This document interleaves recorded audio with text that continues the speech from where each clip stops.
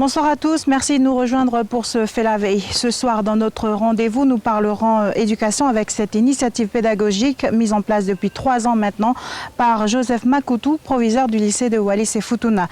Ce projet, Les Cordées de la réussite, est un partenariat entre l'établissement et l'ANSIL, l'École nationale supérieure d'ingénieurs de Limoges. Il vise principalement à préparer et encourager les élèves de la filière scientifique du territoire dans leur parcours post-bac. L'idée a pris de l'ampleur au fil des années et aujourd'hui elle adhère beaucoup de monde, notamment des entreprises comme Eramet qui souhaitent intégrer le projet. Avant de retrouver nos invités, voyons tout d'abord ce reportage à Limoges de la rencontre entre les élèves de Wallis et les étudiants de l'ANSIL.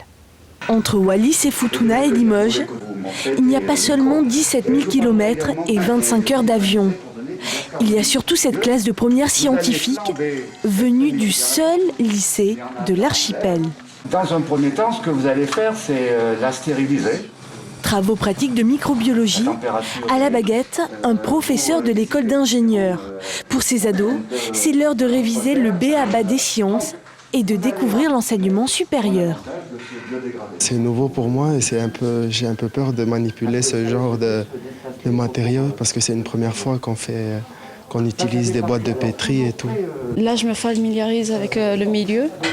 Beaucoup de mes camarades n'ont jamais voyagé et là, ils découvrent ce qu'est les grandes études, les emplois du temps chargé et le travail en autonomie. Cet archipel au cœur du Pacifique compte 13 000 habitants, mais aucun établissement post-bac. Sur une classe d'âge, seulement une poignée de Wallisiens et Futuniens rentrent dans des classes du supérieur. Ils sont un petit peu complexés par rapport aux élèves de métropole, ils se sentent toujours un petit peu inférieurs, donc il y a eu des phases d'immersion pour qu'ils se rendent compte que leur niveau est le même et qu'ils puissent au moment de choisir avoir des ambitions et vraiment avoir envie de faire de longues études. Depuis 10 ans, les jeunes Wallisiens s'expatrient dans les labos et les classes de la métropole. Dans leur sillage, la nouvelle génération. Pourquoi pas faire une prépa à l'IUT et puis aller dans les écoles d'ingénieurs. Entre Wallis et Futuna et Limoges, il n'y aura plus seulement 17 000 km et 25 heures d'avion. Il y a désormais aussi quelques portes ouvertes sur l'avenir. Alors on retrouve ce matin Filippo Togotou qui fait partie de la classe première S. Filippo, bonjour. On te retrouve pendant les vacances, ce sont les vacances censées être les vacances et pourtant toi tu travailles. Explique-nous ce que tu fais. En fait, on aura bientôt un voyage scolaire en novembre et en septembre.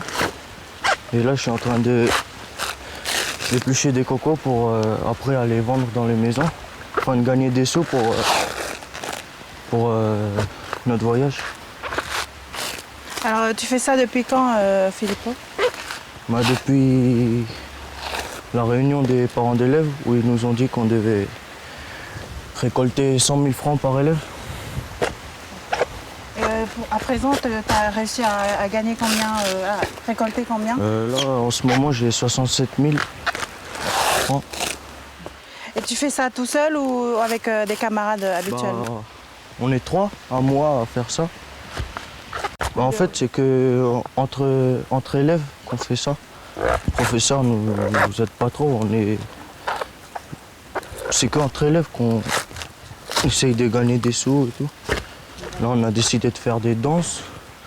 On organise des ventes tous les dimanches. Des ventes de grillades, des fours. Selon toi, qu'est-ce que ce voyage pourrait t'apporter de plus par rapport à ton parcours ?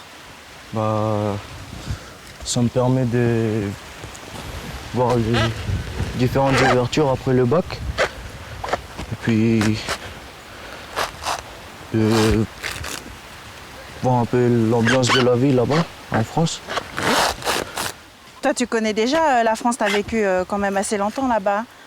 Oui, mais ça fait déjà 5 ans que je suis arrivé ici. Alors, en tant qu'élève, qu'est-ce que tu penses de ce genre d'initiative menée par le proviseur du lycée ? Je pense que c'est une bonne idée, parce que ça nous apprend à nous débrouiller tout seul. Et après ça, je pense que ce sera de bons moments, passer avec les camarades de classe. Ça nous fera de bons souvenirs. Et arrivé en métropole, est-ce que vous savez déjà ce que vous allez faire? Est-ce que vous allez visiter l'établissement, assister à des cours? Oui, on va visiter une école d'ingénieur à Limoges, je pense. On va rester à l'internat là-bas. Donc, en fait, vous allez avoir un avant-goût de ce que c'est que la vie étudiante à Limoges. Ouais, voilà. Okay. Merci beaucoup. Bon courage, hein, surtout. Hein. Merci, vous aussi.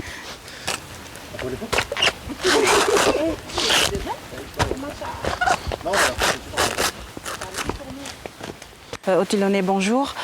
Bonjour. En tant que parent d'élève, que pensez-vous de ce voyage? Alors, ce voyage est très, très important. Comme nous le savons tous, hein, le proviseur actuel du lycée avait tout fait pour trouver une solution pour faire avancer le territoire et faire avancer la scolarité de nos enfants. C'est pour cela que il a essayé de voir avec le lycée de Limoges, pour qu'on puisse faire des échanges entre le lycée et donc l'école de Limoges.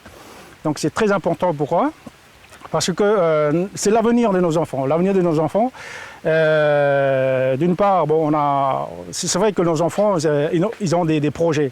Mais tant qu'ils n'ont pas vu réellement la réalité des choses, ils n'auront pas une vraie vision de l'avenir. Donc c'est pour cela que en première S, le proviseur a décidé d'organiser ce voyage de manière à faire des échanges avec Limoges et justement nos enfants puissent voir réellement la réalité et puis les difficultés des études, des grandes études. Donc au retour, ils auront peut-être un peu plus de volonté pour pousser et puis pour suivre correctement leur scolarité. Alors le déplacement est aux frais des parents et des élèves. Comment vous faites pour récolter les fonds pour financer ce déplacement?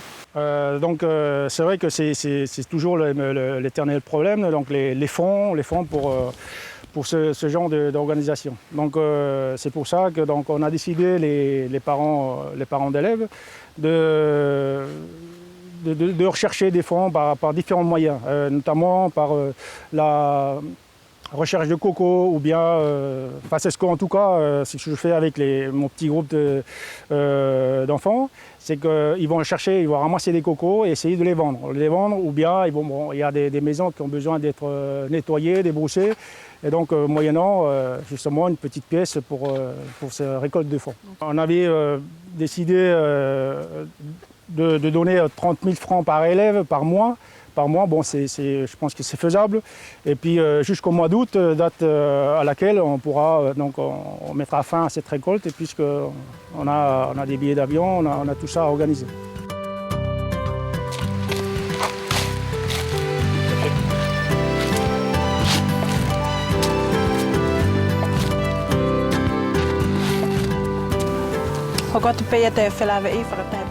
Nous poursuivons notre émission avec Christina Tauvale. C'est la mère de Dila qui a fait partie de la toute première édition du projet avec Limoges. Kilissi, bonjour, merci de nous recevoir. Alors votre fille a donc fait partie de cette première édition. Elle est d'ailleurs déjà aujourd'hui sur place là-bas pour les études. Comment ça se passe pour elle? Ça se passe plutôt bien apparemment, même si elle nous confie que c'est difficile. Elle essaie d'assurer jusqu'au bout. Je pense que pour sa première année, c'est plutôt une réussite. Ça fait 2 ans qu'elle est là-bas. Elle a fait partie des premiers élèves wallisiens à Limoges dans le cadre de ce partenariat.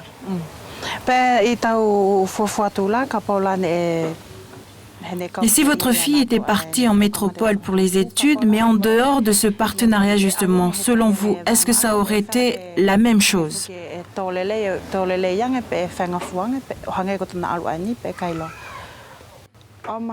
Je pense que non.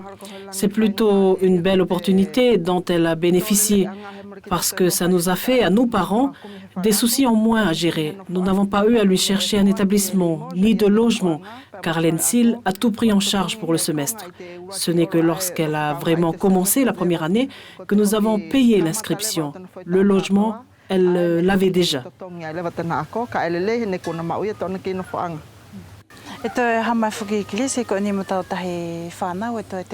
Vous avez aussi un fils en première S cette année. Il s'apprête à suivre le même chemin. C'est bien ça? Exactement, et au fait, il sera le troisième. Notre fille Ilakula faisait partie des premiers. Notre fils Jean-Pierre va lui aussi partir cette année. Et le troisième les rejoindra à Limoges après le bac. Et est-ce que c'est rassurant pour vous de les voir emprunter tous la même voie? C'est sûr, parce que nous savons déjà à quoi nous attendre, parce que nous l'avons vécu avec le départ de la première et ses débuts là-bas. Donc nous savons tout ce que cela implique et ça devient de plus en plus facile à gérer. Que pensez-vous de cette initiative lancée par le proviseur Joseph Makutu? La mise en place de ce voyage par le proviseur Joseph Makutu pour permettre à nos enfants de sortir du cadre du lycée et partir à Limoges est réellement une occasion particulière. C'est important d'abord pour nous, parents et enfants, qui ne connaissons pas la métropole. C'est important aussi pour ces enfants qui ne pensaient pas pouvoir un jour partir là-bas. C'est une porte que M. Makutu nous a ouverte et nous lui en sommes reconnaissants. Et j'espère que cette ouverture continuera et profitera à bien d'autres. Que les parents soutiennent le projet malgré les obstacles et qu'ils encouragent leurs enfants à partir à Limoges. Cela les aiderait également à se préoccuper encore plus de leurs études.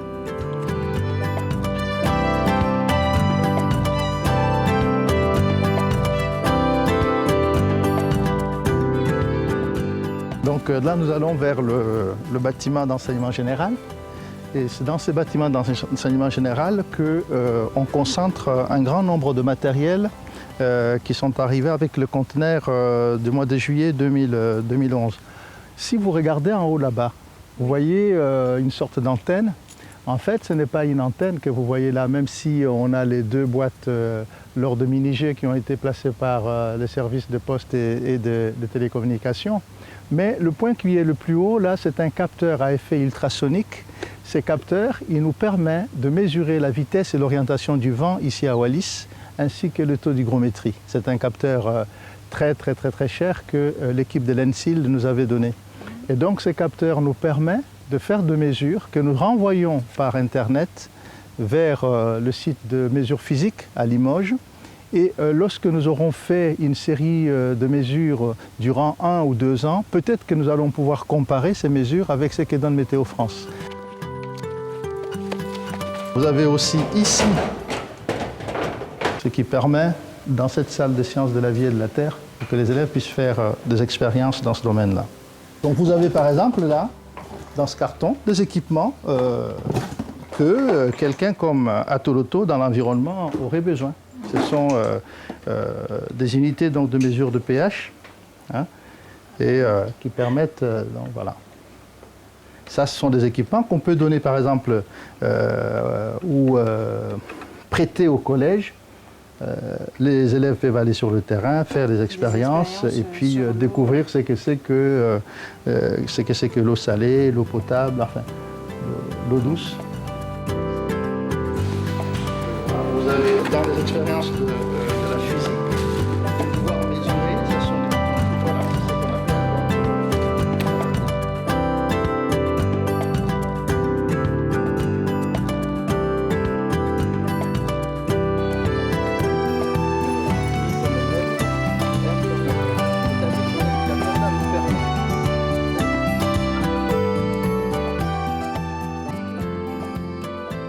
C'est une voiture électrique qui est venue dans le cas du conteneur et qui a été placée ici pour que les élèves de CAP mécanique, elle roule, hein, on l'avait déjà utilisée lors des forums, elle roule.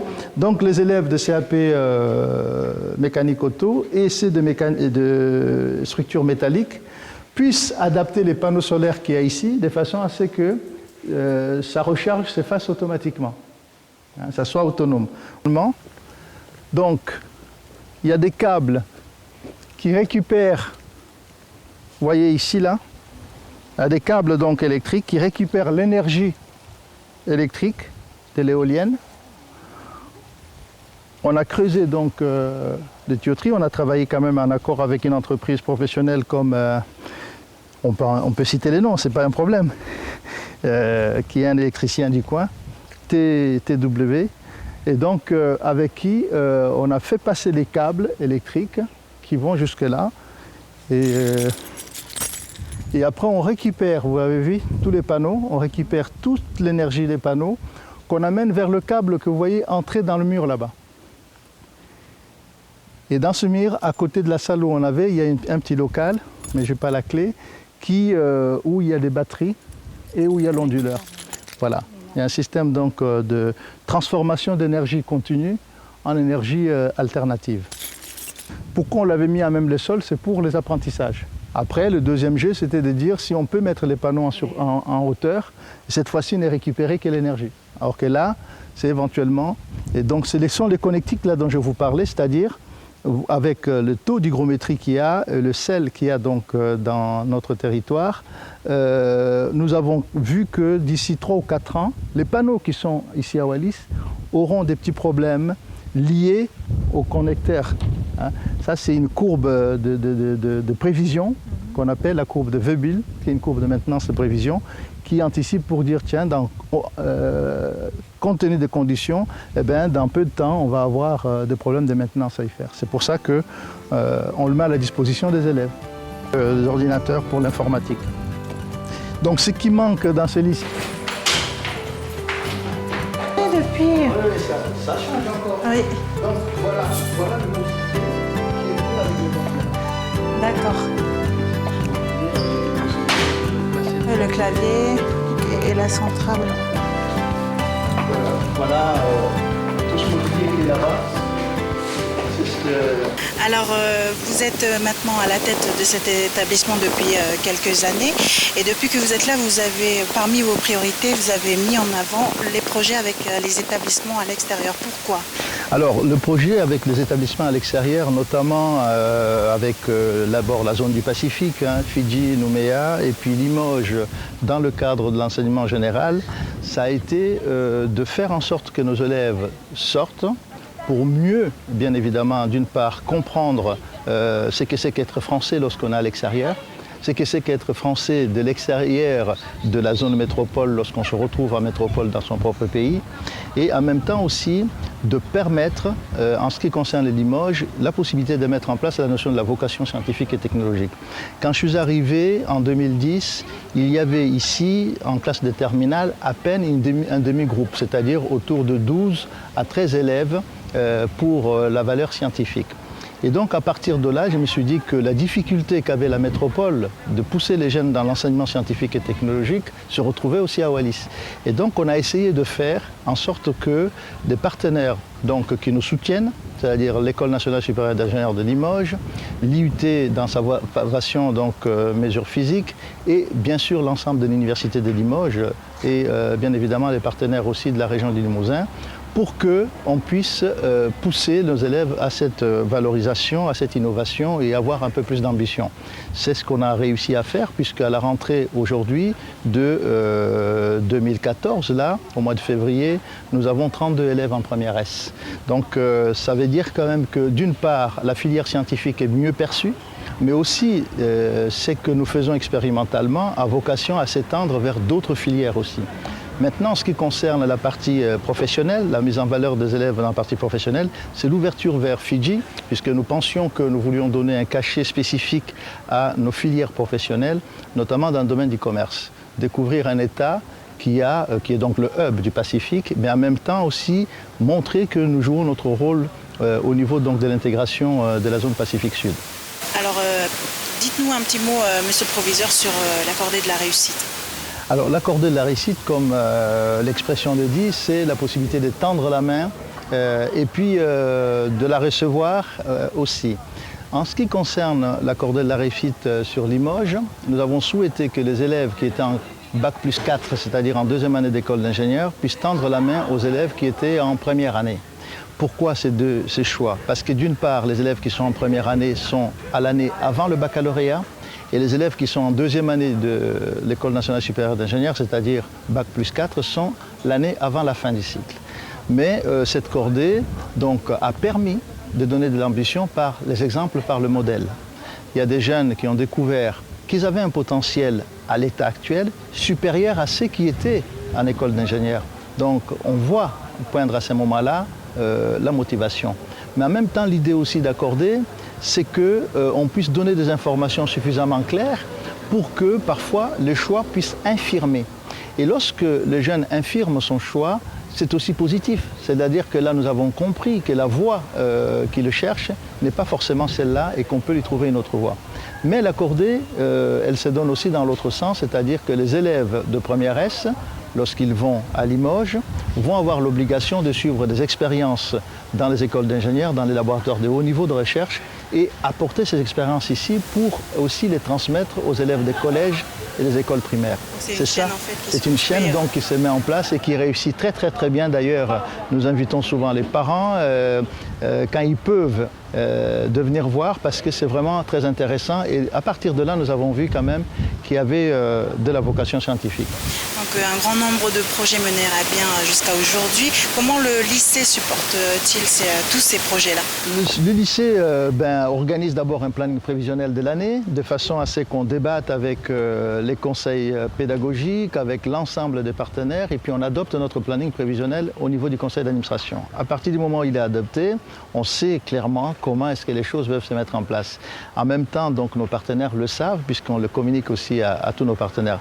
Cela dit, la réussite de ces projets de partenariat, notamment les cordées de la réussite, c'est aussi le soutien que nous avons d'abord de l'Assemblée territoriale, aussi des institutions, je cite là-dessus, des chefs de services déconcentrés de l'État qui soutiennent, les entreprises, qui, lorsqu'on regarde le budget élaboré, les entreprises apportent énormément. Et puis il y a l'engouement des élèves et surtout des parents qui portent ces projets à cœur parce que ces projets commencent à donner des résultats. Vous savez que depuis la première édition de 2011, nous sommes aujourd'hui à environ une dizaine d'élèves qui sont à Limoges, alors que dans la première phase d'évaluation que nous avions fait, notre projet, dans les prévisions, c'était 4 élèves, 4 étudiants. Et là, nous en avons 10. Il y a une communauté éducative wallisienne qui s'est mise en place à Limoges sur deux pôles de niches donc de formation de haut niveau et qui réussissent très bien. Pourquoi? Parce qu'il y a un suivi qui se met en place et il y a des échanges donc, conviviaux qui se mettent en place. Ils s'encouragent entre eux, je suis content parce que je l'apprends.